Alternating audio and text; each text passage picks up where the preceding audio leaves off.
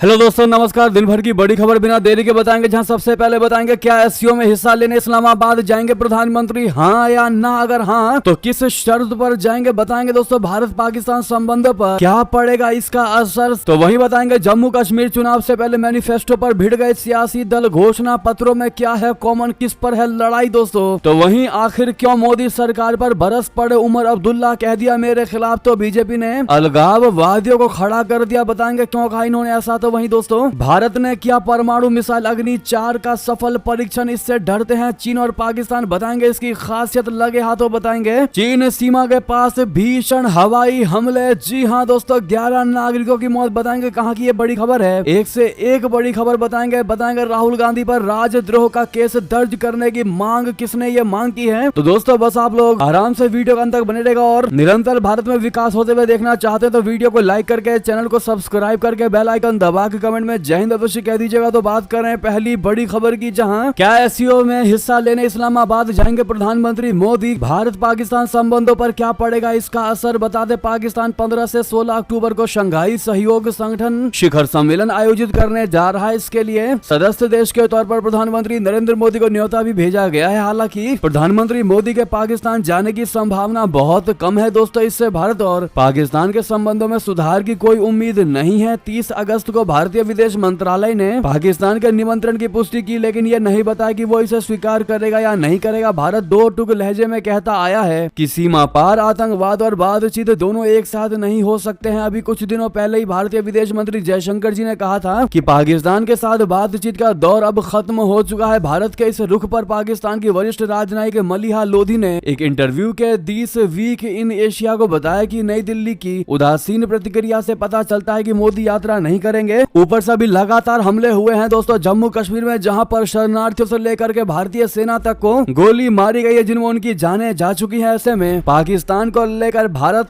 के पास एक ऐसा रुख भी नहीं है जिसको लेकर भारत ये सोच सके कि पीएम मोदी को पाकिस्तान जाना चाहिए। एक ऐसा कोई एक्सक्यूज नहीं है, एक भी ऐसा कोई मौका नहीं बचा है दोस्तों कि पाकिस्तान जाए प्रधानमंत्री मोदी जी। बहरहाल इस पर आपकी राय तो बनती है। भारत क्लियर कह चुका है कि आतंकवाद और बातचीत किसी भी कीमत पर एक साथ नहीं चलने वाली। एक तरफ तुम आतंकवाद भारत में फैलाओ और दूसरी तरफ भारत के साथ समझौते की बात करो, ये कतई नहीं चलने वाला। तो वहीं दोस्तों हमारा आपसे भी यही सवाल है, क्या प्रधानमंत्री नरेंद्र मोदी जी को एससीओ समिट के लिए पाकिस्तान का दौरा करना चाहिए, हाँ या ना में जवाब देना मत भूलिएगा दोस्तों। तो वहीं आपको बता दें, जम्मू कश्मीर चुनाव से पहले मैनिफेस्टो पर भिड़ गए सियासी दल, घोषणा पत्रों में क्या है कॉमन, किस पर है रार, बता दें। केंद्र शासित प्रदेश जम्मू कश्मीर में विधानसभा चुनाव के लिए केंद्रीय गृह मंत्री अमित शाह जी ने शुक्रवार को भाजपा का घोषणा पत्र जारी किया। संकल्प पत्र के नाम से जारी इस दस्तावेज में महिलाओं और युवाओं पर खास फोकस रखा गया है। हालांकि भाजपा ने मैनिफेस्टो के जरिए 25 बड़े संकल्प लिए हैं और सरकार बनाने के बाद इन्हें प्राथमिकता के आधार पर पूरा करने का वादा किया है। जम्मू कश्मीर में इससे पहले कांग्रेस, नेशनल कॉन्फ्रेंस, गठबंधन, पीडीपी अपनी पार्टी और पीपुल्स कांग्रेस का मैनिफेस्टो भी लोगों के सामने आ चुका है। तमाम सियासी दलों के घोषणा पत्र में कुछ बातें कॉमन है और कई मुद्दों पर 36 का आंकड़ा है। सबसे नए यानी भाजपा के मैनिफेस्टो में वादा किया गया है कि आतंकवाद और अलगाववाद को मिटाकर एक शांतिपूर्ण जम्मू और कश्मीर सुनिश्चित किया जाएगा। भाजपा ने विवाहित महिलाओं के लिए सालाना 18,000 रुपए देने और 5 लाख नई नौकरियां देने का वादा किया। इसके साथ ही भाजपा अमित शाह ने पंडित प्रेमनाथ डोगरा से लेकर श्यामा प्रसाद मुखर्जी तक की याद दिलाते हुए कहा कि जम्मू कश्मीर हमेशा से भारत का हिस्सा है और रहेगा। साथ ही उन्होंने कहा कि अनुच्छेद 370 इतिहास बन चुका है, अब कभी वापस नहीं आने वाला। जी हाँ, तो वहीं नेशनल कॉन्फ्रेंस के नेता फारूक अब्दुल्ला कह चुके हैं कि 100 साल तक अनुच्छेद 370 की बहाली संभव नहीं है, क्योंकि ये इतना आसान नहीं रहा और इसके लिए संसद में बहुमत चाहिए। इसके बाद भी उमर अब्दुल्ला द्वारा जारी एनसी के घोषणा पत्र में 370 की बहाली का वादा जोर शोर से किया गया है। जी हाँ दोस्तों, वहीं आपको बता दें, आखिर क्यों मोदी सरकार पर बरसे उमर अब्दुल्ला, कहा मेरे खिलाफ तो बीजेपी ने अलगाववादियों को खड़ा किया है। जी हाँ, नेशनल कॉन्फ्रेंस के नेता उमर अब्दुल्ला ने भाजपा के नेतृत्व वाली केंद्र सरकार पर आगामी जम्मू कश्मीर विधानसभा चुनाव में उनकी राजनीतिक उम्मीदवारी को कमजोर करने के लिए अभियान चलाने का आरोप लगाया है। अब्दुल्ला का कहना है कि सत्तारूढ़ पार्टी उनकी आवाज दबाने के व्यापक प्रयास के तहत उनके खिलाफ जेल में बंद एक अलगाववादी उम्मीदवार को रणनीतिक रूप से खड़ा कर रही है। असल में गंदेर बल में कई चुनावी रैलियों को संबोधित करते हुए जहां वे चुनाव लड़ रहे हैं, अब्दुल्ला ने बारामुल्ला में अपने पिछले चुनावी अनुभव को याद किया, जहां वे शेख अब्दुल राशिद से हार गए थे, जिन्होंने एक भावनात्मक ऑडियो क्लिप का उपयोग करके जेल से प्रचार किया था। वहीं आपको बता दें दोस्तों, फिर आया अफजल गुरु का जिन्न। उमर अब्दुल्ला ने कहा उनकी फांसी से कोई उद्देश्य पूरा नहीं हुआ। जी हाँ, अब्दुल्ला ने कहा कि अफजल गुरु की फांसी का उद्देश्य कभी भी पूरा नहीं हुआ। उन्होंने कहा कहा कि अगर गुरु की फांसी के लिए जम्मू कश्मीर सरकार की भी मंजूरी की आवश्यकता पड़ती है तो हमारी सरकार कभी भी ये मंजूरी नहीं देती। उमर ने कहा कि अफजल गुरु की फांसी में जम्मू कश्मीर सरकार की कोई भूमिका नहीं थी, ये तत्कालीन केंद्र सरकार का मसला था। उन्होंने उसको फांसी दी, लेकिन मुझे नहीं लगता कि उसे फांसी देने का कोई उद्देश्य पूरा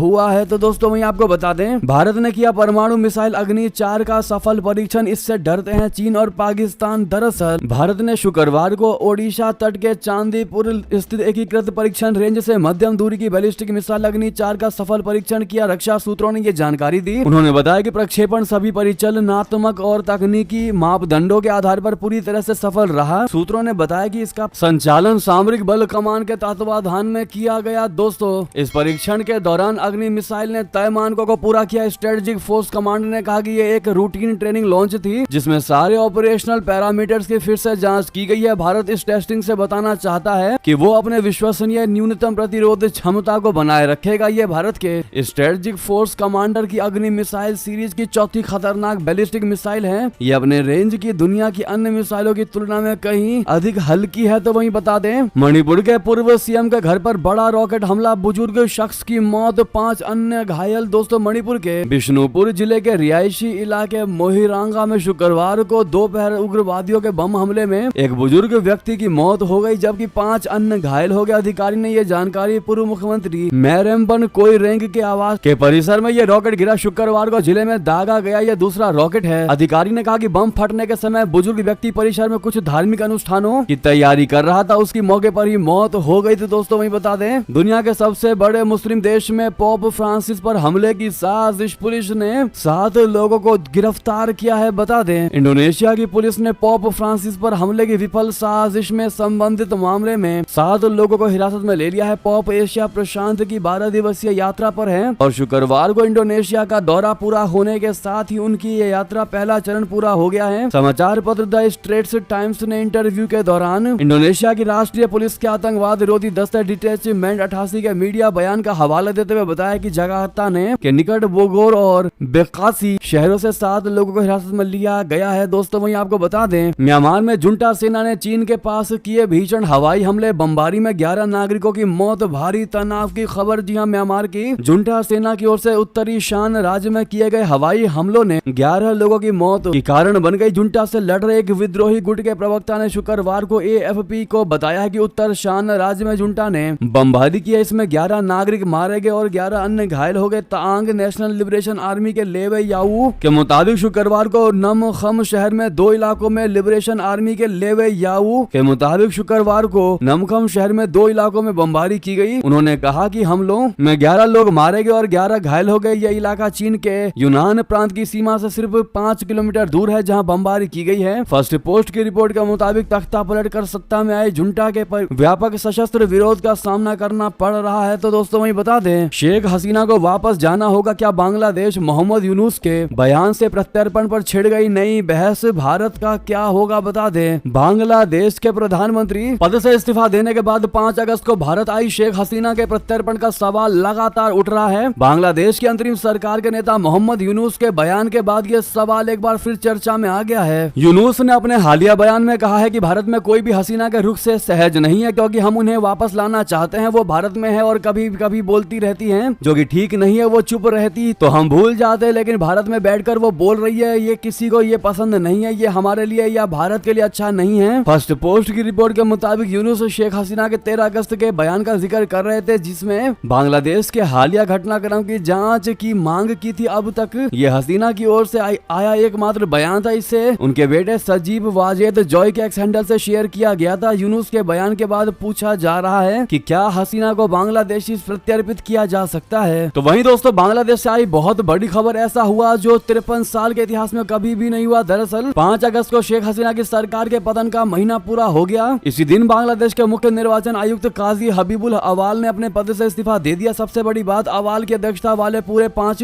सदस्यीय निर्वाचन आयोग ने भी गुरुवार को पद से इस्तीफा दे दिया। देश के अंतरिम सरकार के गठन के बाद ये घटनाक्रम हुआ। दोस्तों वहीं बता दें, रूस से जंग के बीच जर्मनी में शीर्ष सैन्य अफसरों से मिले जेलेंस्की, मांग दिए हथियार। दोस्तों, यूक्रेन के राष्ट्रपति व्लादिमीर जेलेंस्की ने अधिक हथियार मुहैया कराने की मांग की है, जिसको लेकर शुक्रवार को जर्मनी में शीर्ष अमेरिकी सैन्य अधिकारियों और 50 से अधिक साझेदार देशों के प्रतिनिधियों से मुलाकात की। इससे पहले अमेरिका ने कीव को सुरक्षा सहायता के तौर पर $25 करोड़ प्रदान करने की घोषणा की। अमेरिकी रक्षा मंत्री लॉयड ऑस्टिन ने कहा कि अधिकारियों की यह बैठक ऐसे वक्त में हो रही है जब रशिया के साथ जारी युद्ध में यूक्रेन को डोनबास में एक प्रमुख केंद्र के पास रूसी सेना की ओर से अहम खतरा है। जेलेंस्की ने कहा था कि ये वो लंबी दूरी की मारक क्षमता वाले हथियार मुहैया कराए जाने का दबदबा बनाना रखा जारी रखेंगे। जेलेंस्की ने शुक्रवार को सोशल मीडिया मंच टेलीग्राम पर कहा कि हम जिस न्यायपूर्ण शांति की तलाश कर रहे हैं उसे करीब लाने के लिए साझेदार द्वारा मजबूत दीर्घकालिक निर्णयों की आवश्यकता है। वहीं बता दें, अमेरिका को रूस की खुली चेतावनी, कहा रेड लाइन पार ना करो वरना गंभीर परिणाम होगा। जी हां, रशिया के विदेश मंत्री सर्गेई लावरोव ने यूक्रेन युद्ध मामले में अमेरिका के रेड लाइन पार ना करने की चेतावनी दी है। उन्होंने जोर देकर कहा है कि वॉशिंगटन मॉस्को के साथ आपसी संयम की भावना को खो रहा है। रूस की सरकारी समाचार एजेंसी तास ने अपनी रिपोर्ट में बताया कि विदेश मंत्री ने इसे खतरनाक कहा है। विदेश मंत्री ने कहा कि यूक्रेन को हथियार सप्लाई करने के मामले में अमेरिका ने लाल रेखा को पार कर लिया है। अमेरिका को यह समझना चाहिए कि हमारी रेड लाइन मजाक बनाने की चीज नहीं है। वे अच्छी तरह से इस बात को जानते हैं। रूसी विदेश मंत्री सर्गेई लावरोव ने कहा कि उम्मीद है कि वॉशिंगटन यूक्रेन को हथियार सप्लाई करने के संभावित परिणाम को समझेगा। उन्होंने कहा कि मुझे विश्वास है कि वहाँ हमारा महत्वपूर्ण प्रभाव डालने वाले उचित लोग बचे हुए होंगे। हमें उम्मीद है कि वे अमेरिका के हितों को ध्यान में रखेंगे। जी हाँ, तो वहीं बता दें, भारत ने चीन को पीछे छोड़ा, बन गया निवेश करने की फेवरेट डेस्टिनेशन। दोस्तों, भारत ने चीन को पीछे छोड़ते हुए खुद को निवेश की पसंदीदा जगह बना लिया है। मॉर्गन स्टैनली अपनी रिपोर्ट में कहा है कि सितंबर 2024 के दौरान MSCI emerging markets investable markets index में भारत को 22.27% वेट दिया गया है। MSCI IMI चीन को 21.58% भार दिया गया है। MSCI IMI में 3355 स्टॉक शामिल है। इनमें लार्ज कैप, मिड कैप और स्मॉल कैप कंपनियां शामिल की जाती हैं। आधिकारिक सूत्रों के अनुसार इस रिपोर्ट से मार्केट ट्रेंड समझ में आ रहा है। चीन में आर्थिक स्थितियां अच्छी न होने के चलते वहां के मार्केट भी संघर्ष कर रहे हैं। उधर भारत की इकोनॉमी में आए उछाल और भारतीय कंपनियों के अच्छे प्रदर्शन से इक्विटी मार्केट में लगातार उछाल आया है। दोस्तों, वाकई में भारत ने चीन तक को पीछे छोड़ दिया है। वैसे अगर आप भी मानते हैं कि अपना भारत महान है तो मेरा भारत महान कहना मत भूलिएगा। वहीं आपको बता दें, जापान ने चीन के खिलाफ खोला खजाना। Space missile, stealth jet, super career जैसे मिसाइल्स पे खर्चे का $58 बिलियन। दोस्तों, जापान ने चीन का मुकाबला करने के लिए अपने सैन्य बजट में जबरदस्त बढ़ोतरी की है। इसके लिए जापानी रक्षा मंत्रालय ने वित्त वर्ष 2025 में लगभग $58 बिलियन के अब तक के अपने सबसे बड़े प्रोजेक्ट का बजट का प्रावधान किया है। इसके माध्यम से जापान वर्ष 2025 की शुरुआत में रक्षा श्वेत पत्र और रक्षा निर्माण कार्य में बताई गई परियोजनाओं को लागू करने की कोशिश करेगा। यह बजट जापान को इंडो पैसिफिक में खुद को और अपने आसपास के मित्र देशों की रक्षा करने के लिए बेहतर ढंग से तैयार करेगा। दोस्तों, वहीं बता दें, फिर कंगाली के कगार पर चीन का ये दोस्त पाकिस्तान इस बार दोहरे संकट में फंसा। कैसे सुधरेंगे इसके हालात? दरअसल चीन का दोस्त पाकिस्तान एक बार फिर गंभीर आर्थिक संकट में फंसता दिखाई दे रहा है। जुलाई में पाकिस्तान का घरेलू कर्ज 537 अरब रुपए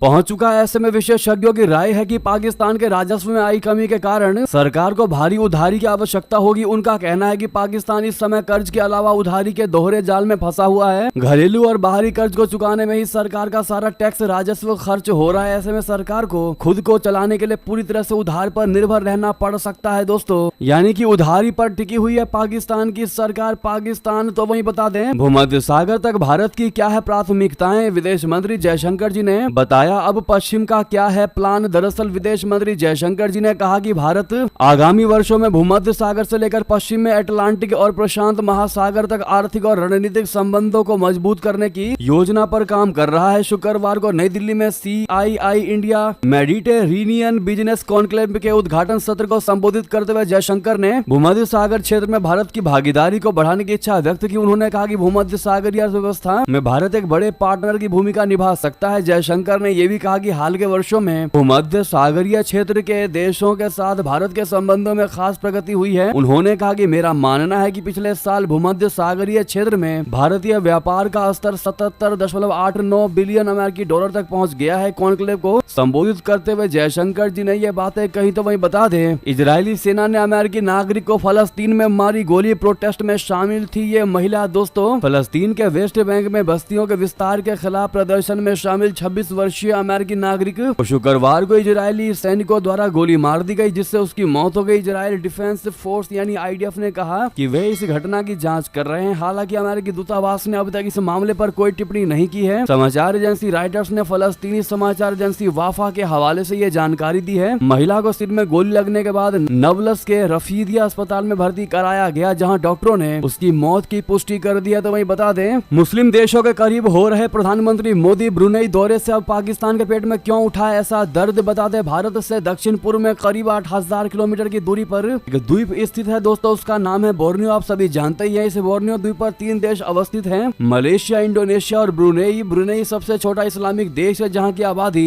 करीब 4.5 लाख है। ये मात्र 5770 वर्ग किलोमीटर भूभाग पर फैला हुआ है और इसकी करीब 2/3 आबादी मुस्लिम है। यहाँ मलय भाषा बोली जाती है। यहाँ सुल्तान हसनल बुल्किया का शासन चलता है। उन्हीं के निमंत्रण पर प्रधानमंत्री नरेंद्र मोदी 3 और 4 सितंबर को ब्रुनेई के दौरे पर गए थे। ब्रुनेई में प्रधानमंत्री मोदी का भव्य स्वागत किया गया। दौरे के दौरान 3 सितंबर को पीएम मोदी ने ऐतिहासिक अली सैफुद्दीन मस्जिद का भी दौरा किया। मुस्लिम देशों में इस मस्जिद का अलग महत्व है। इस मस्जिद का निर्माण 1958 में पूरा हो चुका था। प्रधानमंत्री मोदी के इस दौरे की दुनिया भर में बड़ी चर्चा हुई। पड़ोसी देश पाकिस्तान में इस बात पर चर्चा का बाजार गर्म है कि पीएम मोदी आखिर मुस्लिम देशों का दौरा क्यों कर रहे हैं और वो मस्जिदों में क्यों जा रहे हैं। पाकिस्तानी स्कॉलर्स और विशेषज्ञों को इस बात पर भी हैरानी है कि आखिर पीएम मोदी लगातार मुस्लिम देशों से संबंध क्यों सुधार रहे हैं, जबकि पाकिस्तान अपनी अंदरूनी उलझनों में ही अब तक उलझा हुआ है। दोस्तों, इस बातचीत की शुरुआत में कमर चीमा ने साजिद तरार से पूछा है और आश्चर्य जताया है कि पीएम मोदी ने मुस्लिम देशों का दौरा बड़ी तेजी से बढ़ा दिया है। वहीं आपको बता दें, पाकिस्तान को कर्ज के जाल में फंसाया। अब इस देश पर चीन की नजर, अरबों डॉलर की मदद का किया वादा। दोस्तों, चीन के राष्ट्रपति जिनपिंग ने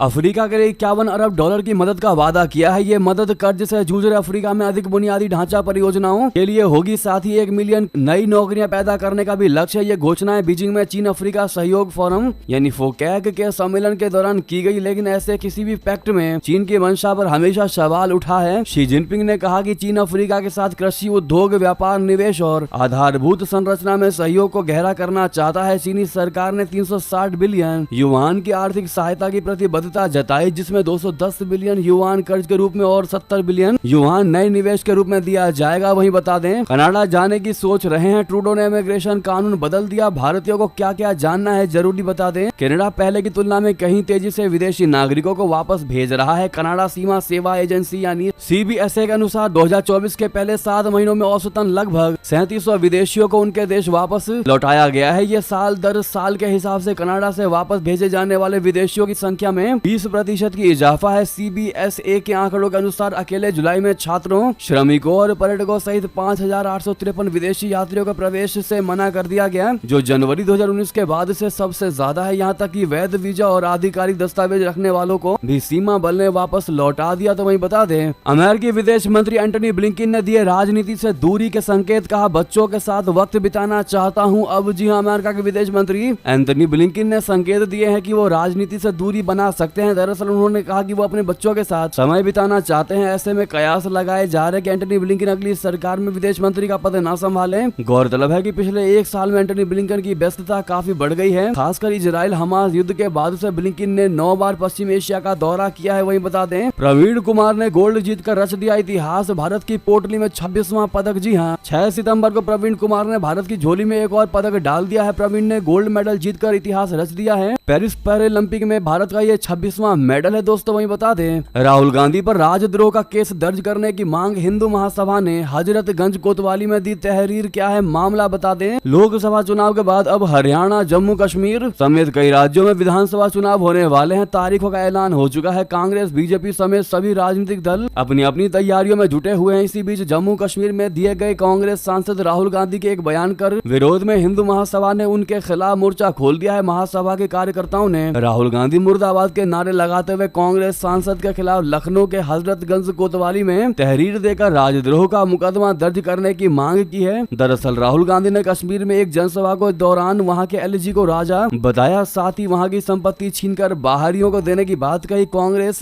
सांसद के इस बयान से हिंदूवादी संगठनों में खासी नाराजगी देखने को मिल रही है। तो वहीं बता दें, कांग्रेस ने जारी की 31 उम्मीदवारों की लिस्ट। विनेश फोगाट को जुलाना से टिकट। दोस्तों, हरियाणा विधानसभा चुनाव को लेकर कांग्रेस ने उम्मीदवारों की अपनी पहली सूची जारी कर दी है। इस लिस्ट में 31 प्रत्याशियों के नाम है। पार्टी ने रेसलर विनेश फोगाट को जुलाना में से मैदान में उतारा है। भूपेंद्र सिंह हुड्डा को गढ़ी सांपला किलोई, रावदान सिंह को महेंद्रगढ़, आफ्ताब अहमद को नूह, उदय भानु पहलवान को होडल और बादली से मौजूदा विधायक कुलदीप वत्स को टिकट दिया गया है। जुलाना विधानसभा में कांग्रेस ने विनेश फोगाट को मैदान में उतारा है। ऐसे में विनेश के मैदान में आ जाने से मुकाबला दिलचस्प हो गया है। तो वहीं दोस्तों खबर ये भी है कि विनेश फोगाट और बजरंग पुनिया की मुश्किलें बढ़ने वाली हैं। रेलवे ने अभी तक स्वीकार नहीं किया उनका इस्तीफा। रेलवे ने भेज दिया नोटिस, मांगा इस बात का जवाब। दरअसल उत्तर रेलवे के अधिकारियों ने पुष्टि की है कि पहलवान विनेश फोगाट को 4 सितंबर को कारण बताओ नोटिस दिया गया था, जिसमें उनसे एक राजनीतिक दल में शामिल होने के संबंध में अपनी स्थिति स्पष्ट करने को कहा गया था।